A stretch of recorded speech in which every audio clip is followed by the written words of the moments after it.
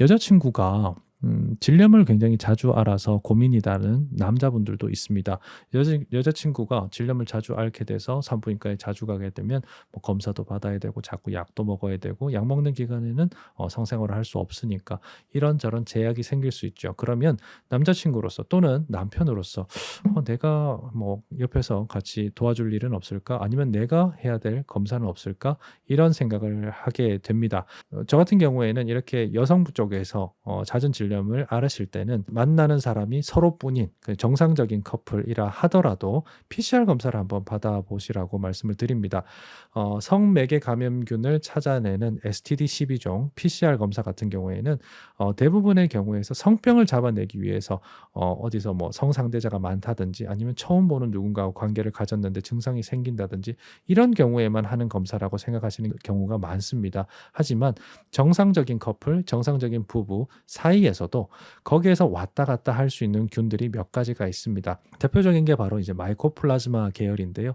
마이코플라즈마 호미니스, 유라플라즈마 유랄라이티쿰, 유라플라즈마 파붐 이런 균들 같은 경우에는 여러분들이 생활하는 중에서도 우리 몸으로 들어올 수가 있는데 둘 중에 한 명의 몸에 들어오면 커플이 이것을 공유하고 있는 경우가 많습니다. 그 이외에 가드네렐라 바지날리스라는 그런 균도 있는데 여성의 질염균으로 흔히 우리가 얘기를 하지만 정상적인 균으로도 판단하기도 합니다. 하지만 이런 것들이 과증식하게 되면 전립선염 또는 질염의 원인이 또 되기도 하거든요.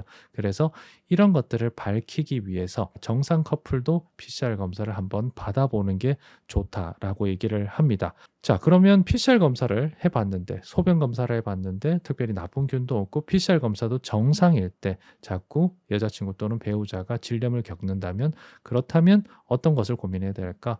성관계를 가질 때 너무 과격하게 가지지 않는지를 한번 생각해 볼 필요가 있고요. 두 번째로는 윤활이 충분히 되지 않은 상태에서 자꾸 관계를 가지지 않는지를 생각을 해본 편이 좋습니다.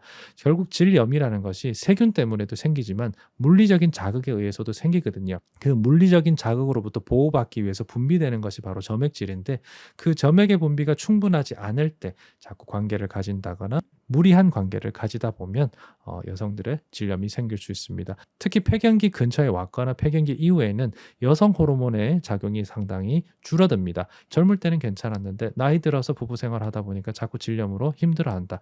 이럴 때는 윤활 작용의 부족으로 생기는 현상일 수 있기 때문에 윤활제를 사용하시는 것을 권고해 드리고 있습니다.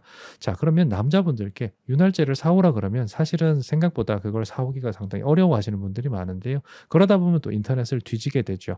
근데 그렇게 되면 뭐 유통기한이라든지 성분이 명확치 않은 그런 잘못된 물품을 사시는 경우도 있습니다. 그래서 제가 항상 어떻게 권해드리냐 하면 산부인과가 있는 건물의 1층에 있는 약국에 가면 대부분 그런 윤활제를 팔고 있습니다. 그래서 산부인과가 있는 약국에 가서 거기서 부부 생활을 하는데 윤활제가 좀 필요하네요. 이렇게 간단하게 코멘트 하시면 거기에 대한 다양한 제품을 소개받으시거나 구매를 하실 수가 있을 테니까 약국에 들러서 사시기를 권유드리고 싶습니다.